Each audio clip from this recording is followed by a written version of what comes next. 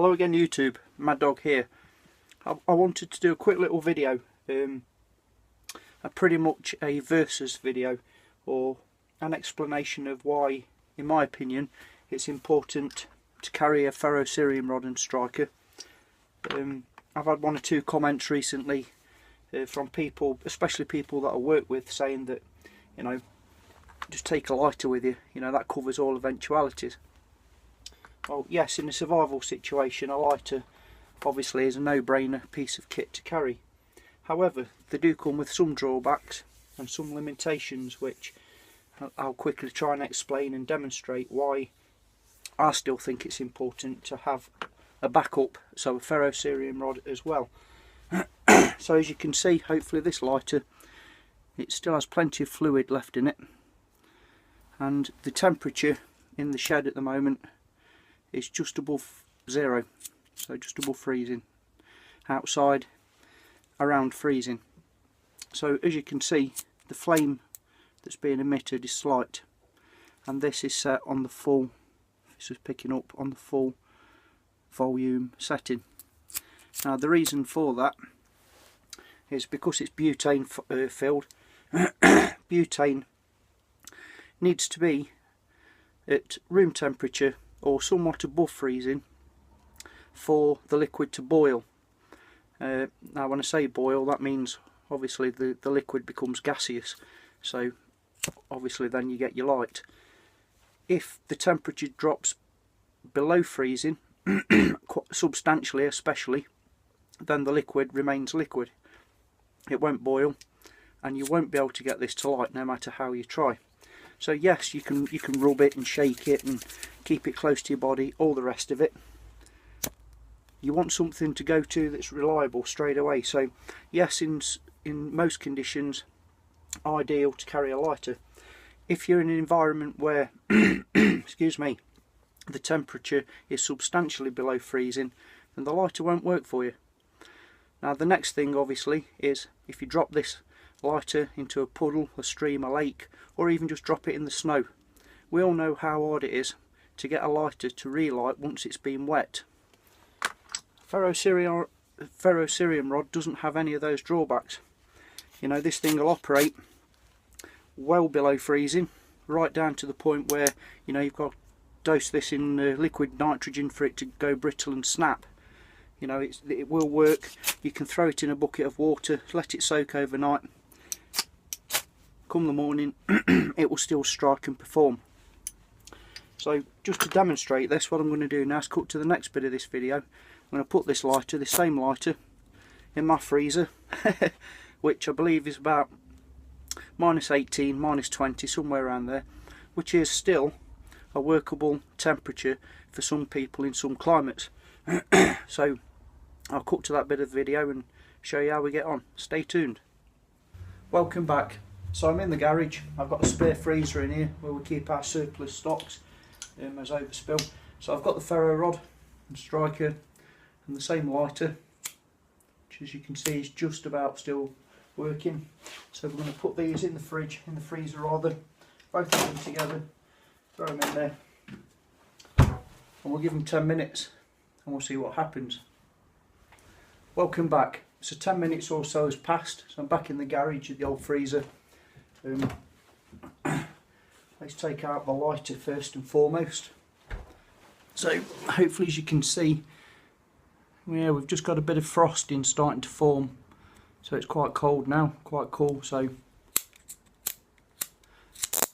I'm pressing that right the ways down. Nothing, no flame, nothing at all. And that's been 10 minutes at like -18. So if you live in Canada, you know, Alaska, anywhere where it's regularly below that temperature, then a lighter is no good for you to carry as part of your survival kit. So I hope this sort of proves the point that don't just rely on one piece of kit, always have a parachute, always have a backup.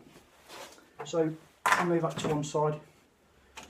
We take the old ferrocerium rod out, and this is also a bit frosty and cool to touch now, and yeah, no problem at all, as you can see. So the next test, I guess, got me a bucket of water here. I'll chuck that in there, no problem. And I'll let that soak for a minute, and we'll try and reinvigorate this lighter, get it warm. See if we can get it to work again. Yep, nearly. Just straight away with it coming up to room temperature, we've got a flame sort of. That's still, as you can see, maxed out on the setting. And when I hold it and warm it up, we get the gas again. So what I'm going to do now is, I've done that just so that you can see it does work, it says. So I'm also going to throw that in the bucket of water. Oh no, it's fallen out of my pocket, landed in the snow. So literally I'm going to bend down and pick it up. Yep, so give it a good old shake off. Nothing. As we all know, lighters can be a right pain in the butt to get going once they've been wet. And that could have been in your pocket, been kept nice and warm, but you have a good downpour of slush or snow and you get wet through. The same thing's going to happen unless you put it in a Ziploc bag, etc. The same thing will happen. So the ferro cerium rod has been in there a couple of seconds longer, absolutely wet through. Give it a shake off, and yep, we got sparks again. No problem, so you're still good to go.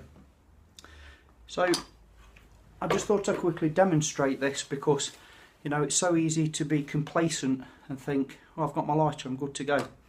The other thing I would add is the disadvantage with a lighter, in my opinion, excuse me, is the fact that your preparation work tends to be less effective, less good, because you assume you've got a piece of kit that can light anything. So, as most of you know that have lit fires, if you use a lighter to ignite your fire, your preparation work still has to be better than what you think it has to be. When you've done your small shavings, etc., you got your lighter, you light it up, and generally, if truth be told, it's harder than you think to actually get a fire established just using a lighter, because you get lazy, you get complacent.